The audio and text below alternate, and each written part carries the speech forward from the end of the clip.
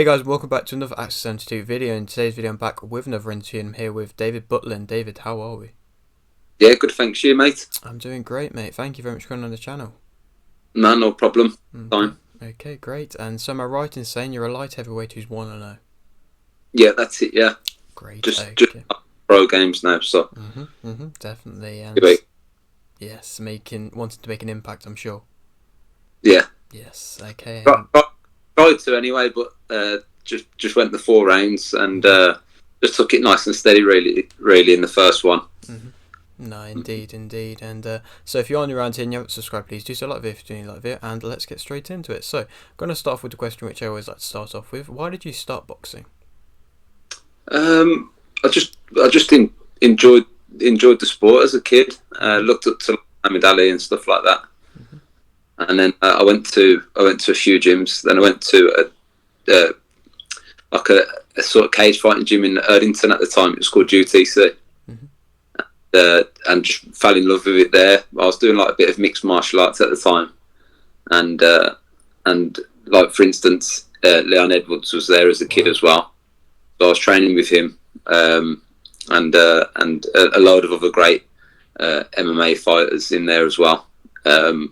Some of them have like really done well in the sport and pretty famous. The main one's Leon Edwards, obviously. I went Thai boxing then and trained with Leon Edwards' coach now, actually, Henry Clem. Had a couple of Thai boxing fights when I was about 21, and then my legs sort of got pretty badly injured after one fight, where I could just about walk. So my cousin was boxing at Tamworth, and I went and tried it out. And about 2 weeks, about a week into it, they said, "Do you want to fight in about 2 weeks?" Okay. I said, "Yeah, I'll give it a go." And they pretty much just went from there with it. Really, got to the fight and couldn't fight because of my Thai boxing. Done a few fights in Thai boxing, which is very similar to the pro game. To be honest with you, it was like ticket sales and everything like that. And I've always sort of dragged a big crowd into it. I think I was eating over 80 to 100 tickets back then.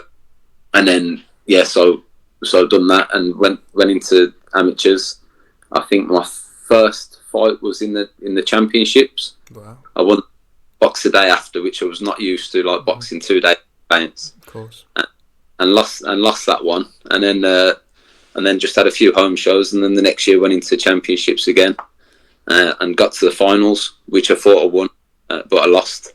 That was against a lad from London. Yeah, just loved the sport and just went from there with it, really. Of course. And just to kind of speak about your MMA and like Thai boxing background, and so what kind of main differences striking wise would you say that you kind of had to adjust when you did come into the amateurs? Well, obviously my legs down from kicking someone. I think that was the first thing. No, with amateur boxing, from Thai boxing to boxing, it's totally different because your punches are not really like looked upon. It was more like the kicking.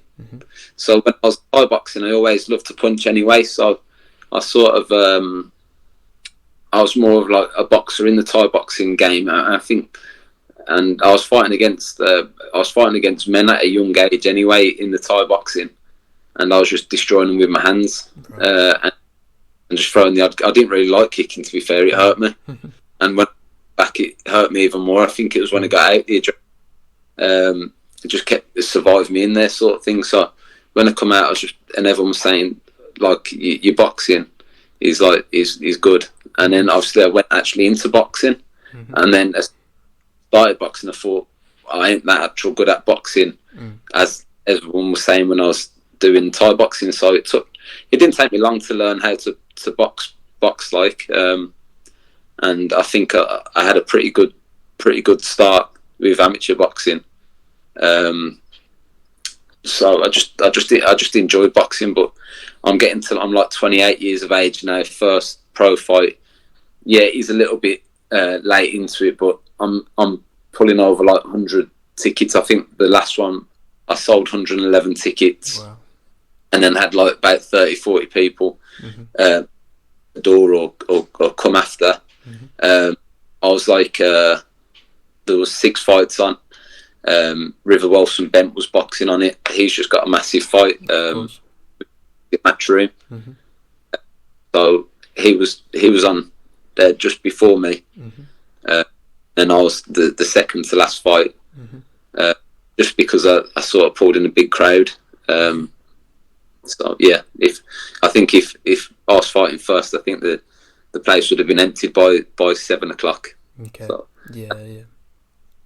Which is good, to be fair, and I weren't too nervous when it comes to the time, because I actually boxed the lad who boxed on it. I don't know his name. He's got the balmiest name in the world. Okay. I boxed in the championships. He come down from like Liverpool, and I won the Midlands, so I boxed him in that. But he was actually quite good back then, till he's like sort of runs around, like moves and don't really throw anything now. But back then he was like competitive as every amateur boxer is, and I think he had like a bit of a record where he was just sort of stopping a lot of people in the amateurs. I'm surprised how many fights he's lost now, to be fair. Well, I don't think he's ever won one as a pro, so. No, you definitely see that, especially with fighters. I mean, they don't always kind of transition to the amateurs as well. I mean, a lot of people say how they have a professional style, but some people have amateur styles, and of course it doesn't always work out in the professionals.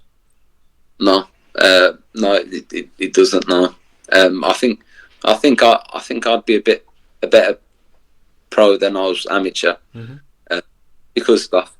I think I'll be a better pro boxer to amateur boxer as I get a little bit more time to train and prepare for it. With I'll probably do like 2 months training camp, 8 weeks. So, and obviously, like with selling tickets and stuff, you want to always perform well in front of your crowd. So, I think I should have a good 20-15 fights in me till I get to about 35, 36. And obviously I want to try and win the Midlands title, then go for a British. Definitely. And there's a few good boxers out there who's super middle, light, heavyweight that I'd like to go up against. I don't know names, but there is a few in there that I think we'll have a good old fight. So yeah, looking forward to it, to be honest with you. Okay, yeah, no, that's great. And well, I mean, of course, you've just had your professional fight, your first fight, your debut, and so how well do you think you performed in that fight? Yeah, performed really well. I think he might have just landed like a little jab on me. That was it. Okay. Just took it steadily. I rocked him in the second round. And I don't know why I didn't, but I just didn't land on him. Like I just kept boxing him. Really, I should have pressed him and stopped him. But he come to me after the fight and said, like, you really like wowed me. He said, I'm surprised you didn't. He said, I'm surprised you didn't put it on me. He said, because I would have gone down, and I think that was probably just because one of the nerves, like not rushing, I don't want to rush in, and two, with amateur boxing, the ref would normally jump in, of course. So just a bit of like, I've hit him hard a few times, and then he's sort of wobbled and moved in the second round, and I just sort of left it. I don't know why. I was to be honest with you, I was really enjoying being in there, and yes, I was enjoying it too much, to be honest with you. I didn't really want it to end. I could have gone another 7 or 8 rounds if I had to. No, I mean, at least like when you are facing these early tough journeymen, it's hard to land shots and to kind of get the credit that you are rocking these journeymen, these tough journeymen that probably haven't been stopped too many times. It must be a good thing to hear, at least. Yeah, I think it is. Yeah, I mean when you're sparring and you're in training and stuff like that, the other person, whoever you're sparring, they're like competitive. They're punching you back. Of course. You counter punching and everything like that. So when you come against these journeymen that not really counter punching back, they're like just moving around and running. You sort of can't like plant your feet, or you end up against them on the ropes and stuff like that. They're up against the ropes, and then they're like moving real fast and then like getting out of the way. So yeah, totally different. But I enjoyed it. I boxed well. I look back at the video and I think the first round I didn't do too much. I was just finding my feet in there, and then from there the last 3 rounds flew. Okay, no, it's coughing. No, it's all good. Must be some dust or something. No, it's all good. Well, yeah, I mean, at least you've managed to take away these positives, and I mean, of course, you are right at the start of your career, and so are you going to be wanting to have maybe or quite an active year this year? Yeah, but I think I'm boxing June the 10th. Okay. That's in Solihull at the ice ring. Okay. Yeah, boxing there then.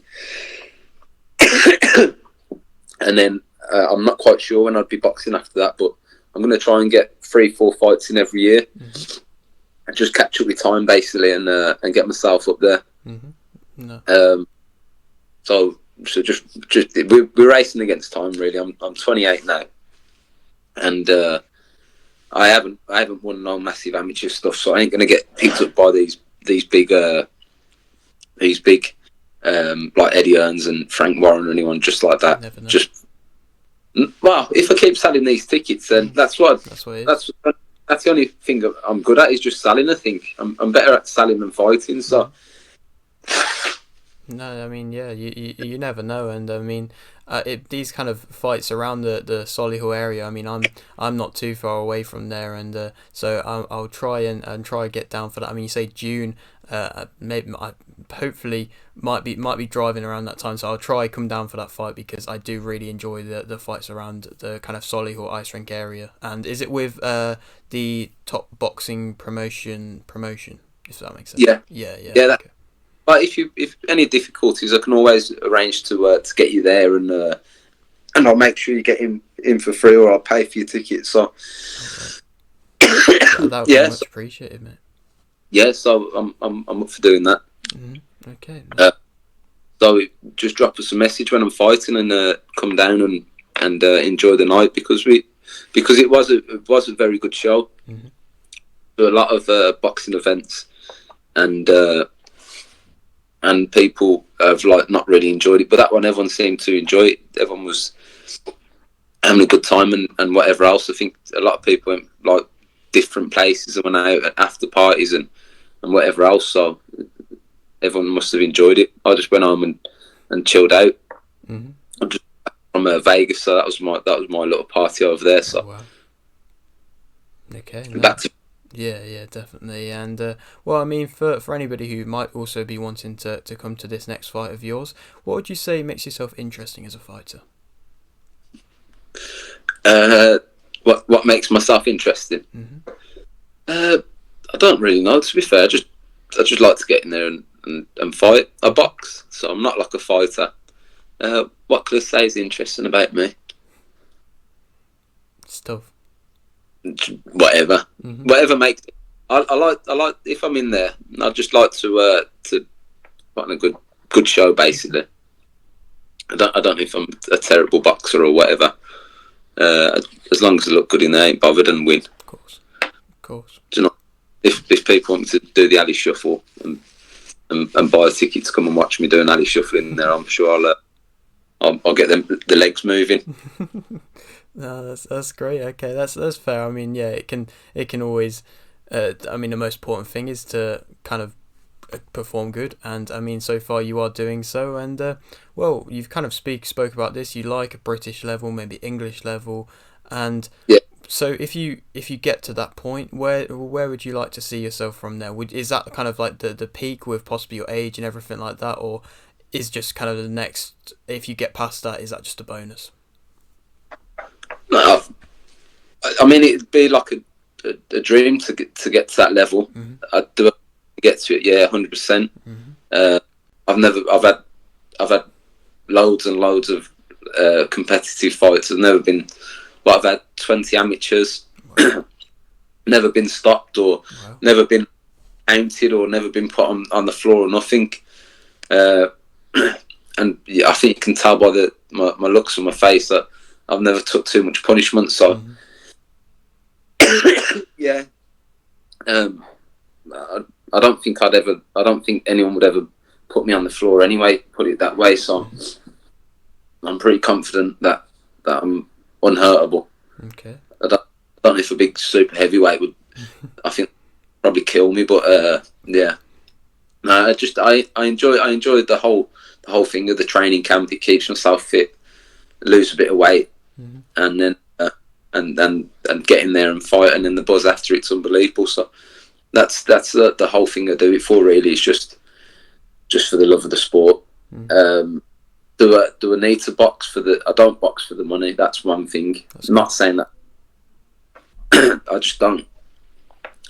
That's why I stayed amateur for so long. I just didn't want to do it for like the wrong reasons. I just wanted to do it for the personal reasons for myself, and that's it really. I see a lot of sometimes in sports and money. I just think it takes the enjoyment out of everything. So it's a hobby to me. It's not a life changing thing for most of the people. I think that is dangerous, to be fair. If a lad's fighting to support his family and stuff like that, I think that's a dangerous reason, because they've got something to fight for as well. I'm just fighting for the fun of it. But in there, that all just goes out the window anyway, because you only see the person in front of you. You don't see all their backgrounds or anything like that. And I'm sure most of the journeymen are fighting to put food on the table for their family. So no, doesn't really bother me too much. Yeah, so I just enjoy it. How did you get into doing what you're doing now? Yeah, I mean, it's kind of just, I mean, I've always had the love for the sport in general, and I mean, I've had this channel for a long time now. I mean, I've only been doing interviews probably the last 6-7 months, probably started summertime, and so, I mean, I was just going to an event, and then I was just messaged one of the guys that I was going to watch, who was Akib Fiaz. I don't know if you've heard of him. He's a matchroom fighter, and I was just going to see him, so I just messaged him one day, just like, oh, would you be up for an interview? And he was just like, yeah. And I mean, since then, I had about going up to 200 interviews now with different fighters, and so yeah, it's going well so far. Yeah, brilliant. Who's the big bet on? Oh, I've had big kind of American names. I've had like Richard Rivera. I don't know if you've heard of him. 27-1, I believe, or 24-1. He's about to fight Badu Jack for the title probably. I've had Stevie Spark, who won versus Montana Love. Tyler Denny, of course, the English champion at the moment. So a few big names there. You don't like to brag about? No, I'm trying not too hard to brag. No, fair play to you. And how old are you? You're only 17. You're only 17. Well, I hope this blows up massive. I don't think one person with me will blow up massive, because it could do. Do you know what I mean? But yeah, I think that you're doing a good thing, and you just got to stick by it, and it takes time to build up these sort of businesses. What you're doing now, so hopefully I'll see you sitting in matchroom with a big Rolex and a suit on. Never know. I'll be asking you for a job. Yeah, I mean, you never know. I mean, I'm just starting kind of going to events now, and so, I mean, like I said, any kind of local event I love to be around. I'm based in Nottingham, so yeah, any kind of local event, maybe Birmingham or Leicester or Derby or whatever, I love to go around there. Yeah, brilliant. And how did you find out about me? I mean, I've seen clips. I don't know where I seen it. I think it was on Facebook.